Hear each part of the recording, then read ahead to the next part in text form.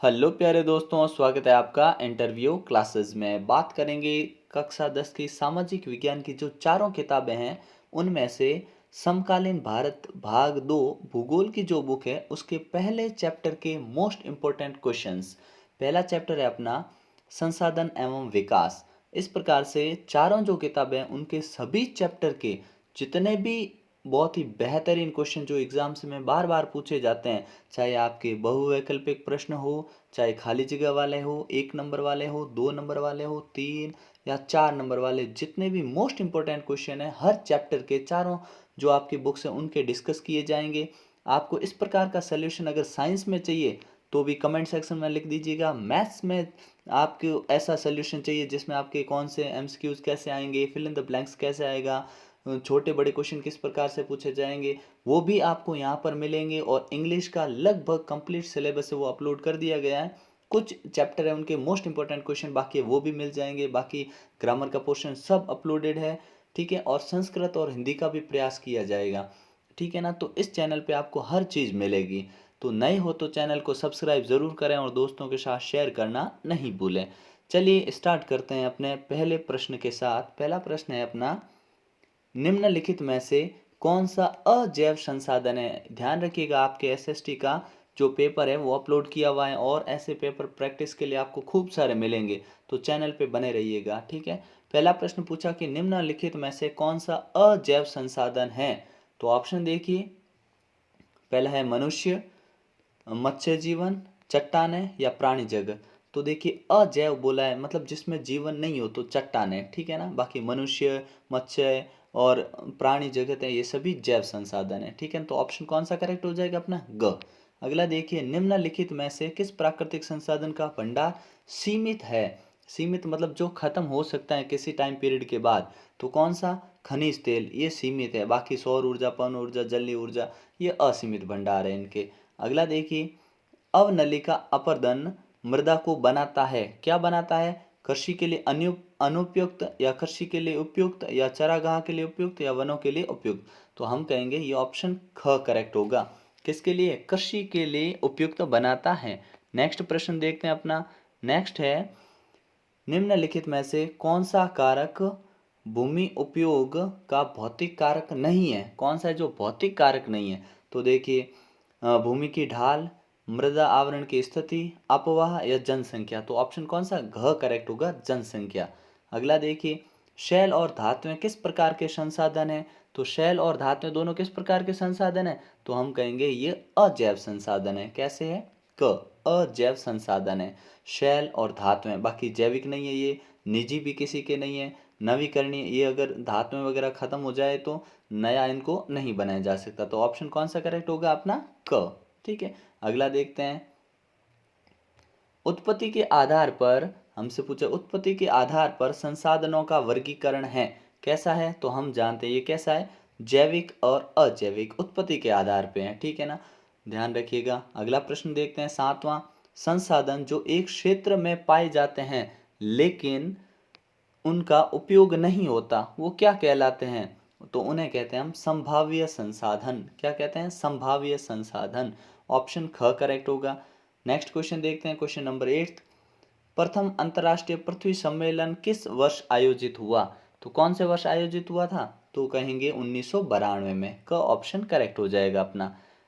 Question number 9 देखिए, निम्नलिखित में से कौन सा कारक भूमि उपयोग का भौतिक कारक नहीं है। तो ये हम बात कर चुके हैं, भौतिक कारक रिपीट हुआ क्वेश्चन है ना, घ, ठीक है ना। नेक्स्ट क्वेश्चन देखिए, निक्षालन से बनी मृदा कहलाती है। जो निक्षालन से बनी मृदा होती है उसे हम क्या कहते हैं, उसे कहते हैं लेटेराइट मृदा, ठीक है ना। क्या कहते हैं, लेटेराइट मृदा। 10वें में ग ऑप्शन। नेक्स्ट देखते हैं, अपने रिक्त स्थान की पूर्ति कीजिए, क्योंकि आपके एग्जाम में ऐसे क्वेश्चन पूछे जाएंगे तो सारे क्वेश्चन आपको बेहतरीन ढंग से अटेम्प्ट करने हैं, ठीक है। चलिए देखते हैं क्या होगा अपना इसका। पहला क्वेश्चन है लौह अयस्क। तो लौह अयस्क क्या है। तो लौह अयस्क क्या है, एक अजैव प्रकार का संसाधन है। कैसा संसाधन है, जिसे हम कहते हैं अजैव, ठीक है ना। कैसा है, अजैव, ठीक है, अजैव प्रकार का संसाधन है।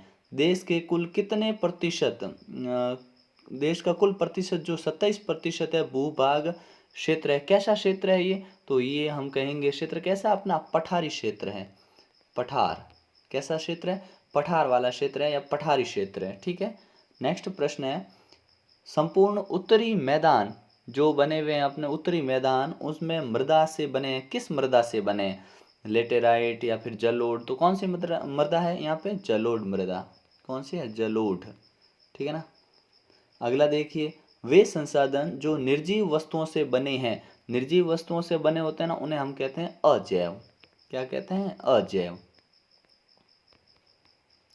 अजैव। नेक्स्ट देखिए, भारत देश के क्षेत्रफल का लगभग डैश प्रतिशत हिस्सा मैदानी है। कितना प्रतिशत हिस्सा है जो मैदानी है? तो हम कहेंगे 43% जो हिस्सा है वो क्या है? मैदानी है अपना। ठीक है। नेक्स्ट जो हमसे पूछे जाएंगे एक एक नंबर के सवाल, छोटे छोटे प्रश्न, उनके आंसर किस प्रकार से लिखेंगे? देखिए, पहला सवाल पूछा गया है, प्रथम अंतरराष्ट्रीय पृथ्वी सम्मेलन किस शहर में हुआ था? तो हम ये जानते हैं, कहाँ हुआ था? अपना ब्राजील में। कहाँ हुआ था? ब्राजील। और ब्राजील का भी एक शहर था जिसका नाम क्या था? Rio de Janeiro. ठीक है ना, रियो डी जेनेरो, याद रख लेना। अगला है, उत्पत्ति के आधार पर संसाधन कितने प्रकार में बांटे गए? तो 2 प्रकार में बांटे उत्पत्ति के आधार पर, जैव और अजैव। ठीक है ना। राष्ट्रीय वन नीति के अनुसार भारत के कितने प्रतिशत भाग पर वन होने चाहिए? बहुत इंपॉर्टेंट क्वेश्चन है। ठीक है। तो राष्ट्रीय वन नीति के अनुसार 33% भाग पर वन होने चाहिए। अगला है, अधिक वर्षा से निक्षालन की क्रिया से किस मृदा का निर्माण होता है? वापस क्वेश्चन रिपीट हुआ है। किस प्रकार की मृदा बनती है इससे? तो हम कहेंगे लेटेराइट मृदा। कौन सी? लेटेराइट मृदा। ठीक है ना। अगला है, मरुस्थलीय मृदा किस राज्य में अधिक पाई जाती हैं? तो अधिक किस राज्य में पाई जाती है? जिसमें हम रहते हैं। कौन सा? राजस्थान। कौन से राज्य में ज़्यादा है? तो राजस्थान में मरुस्थलीय मृदा बहुत ज़्यादा है। भारत के कितने प्रतिशत भाग पर पर्वतीय क्षेत्र है? तो पर्वतीय क्षेत्र है अपने लगभग 30% पर। कितने परसेंट पर है? लगभग 30% पर। अगला देखिए, कपास की कृषि के लिए कौन सी मृदा? बहुत इंपॉर्टेंट क्वेश्चन है। ठीक है ना। और याद रखना, कपास, तो कपास से क्या? काली मृदा। कौन सी मृदा? काली मृदा। तो कपास के लिए कौन सी मृदा इंपॉर्टेंट है, बढ़िया रहेगी? तो काली। ठीक है। अगला देखिए, काली मृदा को किस नाम से जाना जाता है? तो इसका एक और नाम है जिसे हम कहते हैं रेगूर मृदा। क्या कहते हैं? रेगूर मृदा। ठीक है ना, ये ध्यान रखिएगा। अब थोड़े बड़े क्वेश्चन आएंगे जो आपसे एक एक 2-2 नंबर के पूछे जाएंगे। ठीक है। वो देखिए, क्या है प्रश्न, संसाधनों के संरक्षण के कोई 2 उपाय। 2 उपाय क्या है? एक तो भविष्य में आने वाली पीढ़ी के लिए संसाधन बचाने होंगे। ठीक है। संरक्षण करने के लिए भविष्य के लिए पीढ़ी को जागृत करना होगा और विकास की अंधाधुंध दौड़ से बचा जाए। ठीक है ना, तो ये ध्यान रखें। दूसरा है, भूमि निम्नीकरण के कोई 2 कारण लिखिए। तो भूमि निम्नीकरण, भूमि खराब हो रही है तो क्यों हो रही है? एक तो वनों का अत्यधिक विनाश कर रहे हैं उसके कारण, एक अत्यधिक खनन कार्य हो रहा है इसके कारण। ठीक है। अगला देखिए, भूमि निम्नीकरण के कोई 2 कारण। ठीक है ना, वापस रिपीट हुआ है, लेकिन फिर से आप है ना 4 कारण तो याद कर लीजिए जो यहाँ चारों दे रखे हैं। ठीक है ना। क्या कि 2 तो ये पढ़े जिसमें वनों की ज़्यादा कटाई करते हैं, खनन कार्य ज़्यादा करते हैं, और वनारोपण चारागाहों को उचित प्रबंधन किया जाए तो भी ये भूमि निम्नीकरण होने से रह सकता है। नहीं तो पौधा उगे नहीं उससे पहले चारागाहों की जो भेड़ें वगैरह होती हैं वो पौधों को खा जाती हैं। ठीक है। पशुचारण पर नियंत्रण करना होगा। ठीक है। नेक्स्ट क्वेश्चन देखते हैं, मृदा संरक्षण के कोई 2 उपाय लिखिए। मृदा संरक्षित कैसे की जा सकती है? एक तो पहाड़ी और पर्वतीय क्षेत्रों में सीढ़ीदार खेतों में फसल उगाना, और दूसरा है वृक्षारोपण करना और पशुओं की चराई पर नियंत्रण करना। ये 2 उपाय हो सकते हैं। ठीक है। फिर है, काली मृदा की कोई 2 विशेषता बताइए। तो कपास की कृषि के लिए काली मृदा बहुत ही ज़्यादा उपयुक्त रहती है। ठीक है। और कैल्शियम कार्बोनेट, मैग्नीशियम, पोटास और चूने के इसमें तत्व पाए जाते हैं। ठीक है ना, तो ये इसकी 2 विशेषताएं हैं। अगला है, लेटेराइट मृदा की 2 विशेषताएं बताइए। तो लेटेराइट देखिए, यह मृदा अम्लीय प्रकृति की होती है और यह मृदा अधिक तापमान और अधिक वर्षा वाले क्षेत्रों में इसका निर्माण होता है। ये कहाँ बनती है? जहाँ तापमान ज़्यादा होता है और बारिश भी ज़्यादा होती है, उन क्षेत्रों में इसका निर्माण होता है। फिर संसाधनों के अति दोहन से उत्पन्न हुई कोई 2 समस्याएं। अगर संसाधन है उनका हमने अति दोहन, ज़्यादा उपयोग कर लिया तो क्या नुकसान होगा? प्राकृतिक संतुलन की हानि, मतलब प्राकृतिक संतुलन बिगड़ जाएगा पहला। दूसरा क्या है? संसाधनों के अति दोहन से जल संकट उत्पन्न होता है। ठीक है, संसाधन तो खत्म होते ही हैं, लेकिन जल संसाधन जो है उसकी भी कमी आ जाती है, जल संसाधन पे संकट उत्पन्न होता है। ठीक है, नेक्स्ट प्रश्न देखते हैं अपना।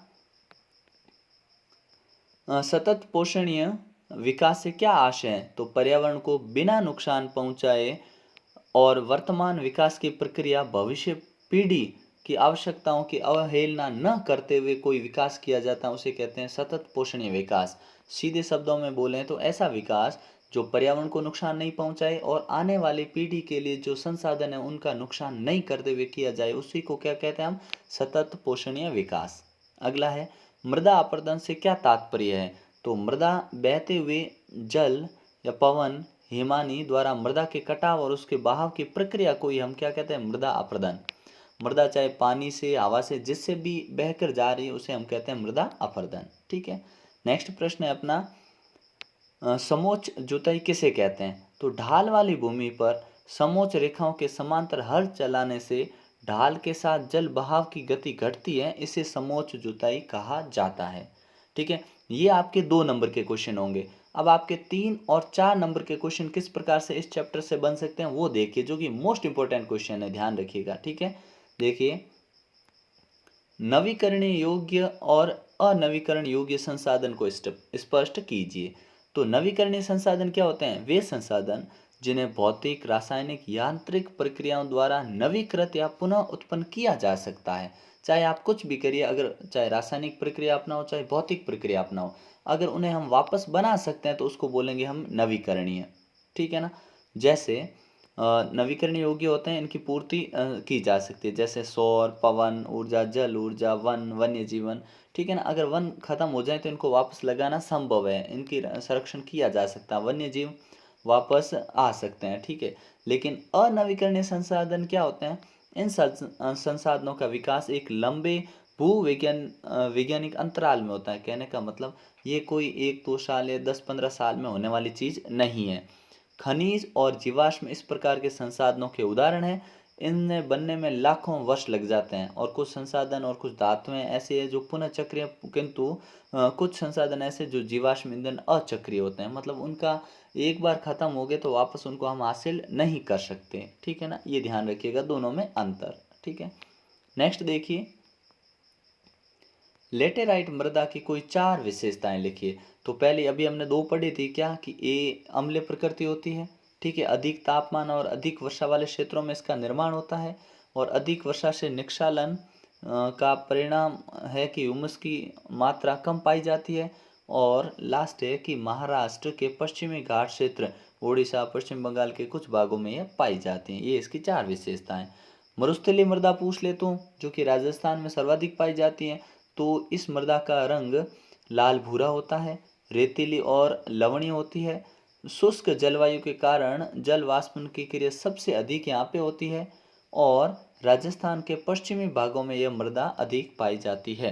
ठीक है, फिर देखिए जलोढ़ मृदा की विशेषताएं देखिए। इससे बाहर आपके कोई क्वेश्चन नहीं बनेगा, इसलिए अच्छे से इनको तैयार कर लीजिएगा। ठीक है ना, फिर है जलोढ़ मृदा की प्रमुख विशेषताएं देखिए। ये सबसे अधिक उपजाऊ और अधिक विस्तार वाली हैं।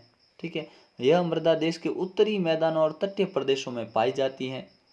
इस मृदा में पेड़ पौधे का सड़ा गला अश्म, यानी जिसको हम ह्यूमस कहते हैं, वो काफ़ी मात्रा में होती है। किसमें? जलोढ़ में।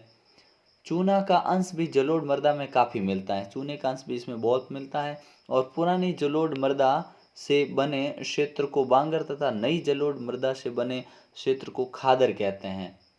ठीक है, अगला मोस्ट इंपोर्टेंट क्वेश्चन यही है कि बांगर और खादर क्या होते हैं। तो देखिए इनमें अंतर पूछा जा सकता है। ठीक है ना, 4 अंतर, बहुत इंपॉर्टेंट क्वेश्चन है, ध्यान रखिएगा। बांगर और खादर में कोई 4 अंतर। तो देखिए बांगर क्या होता है? वृहत मैदान के पुराने जलोढ़ को बांगर कहते हैं। जो पुराने जलोढ़ होते हैं ना मैदान में बने हुए, उनको कहते हैं हम बांगर। ठीक है, और नवीन जो तल छट होती है उनको हम कहते हैं क्या? खादर। ठीक है, तो पहला तो पुराने जलोढ़ से बने होते हैं। यह मैदान का वह ऊंचा भाग है जहाँ नदियों की बाढ़ व जल अब तक नहीं पहुंच पाता है। मतलब ये ऊंचा भाग है जहाँ पे जल अब तक नहीं पहुंच पाया। और इनकी मृदा में कैल्शियम की अधिकता होती है। मृदा में क्या होता है? जो अपने बांगर वाला क्षेत्र होता है वहाँ पे कैल्शियम की मात्रा मिट्टी में ज़्यादा होती है। यह अपेक्षाकृत कम उपजाऊ होता है, कहीं कहीं अम्लता पाई जाती है और कृषि नहीं की जाती इनमें, ठीक है ना। ये बांगर। लेकिन खादर क्या होता है, ये नवीन तलछट पर निर्मित भूभाग होता है। जलोढ़ मैदान निचले भाग में होता है, इसलिए यहाँ पानी आसानी से पहुँच भी जाता है। यह जलोढ़ मृदा के कारण बहुत अधिक उपजाऊ भी होता है और यहाँ पर एक सा नहीं रहता, इस मैदान पे खेती की जा सकती है। इस मैदान में कोई भौतिक लक्षण मिलते हैं, कई भौतिक लक्षण मिलते हैं, ठीक है। तो ये जो अपना पहला चैप्टर है, ये इसके मोस्ट इंपोर्टेंट क्वेश्चन है, ठीक है। इसके बाद में आपके जितने भी चैप्टर है, सभी चैप्टर के इसी प्रकार से आपको क्वेश्चन मिलेंगे। मोस्ट इंपोर्टेंट क्वेश्चन चारों बुक्स के मिल जाएंगे, फिर साइंस के हो गए, आपके मैथ्स में इसी टाइप से क्वेश्चन मिल जाएंगे। तो आप वीडियो को दोस्तों के साथ शेयर ज़रूर करें, लाइक करना नहीं भूलें, ठीक है। और कमेंट करें कि आपको वीडियो कैसा लगा, ठीक है। मिलते हैं नेक्स्ट पार्ट में, तब तक के लिए जय हिंद जय भारत।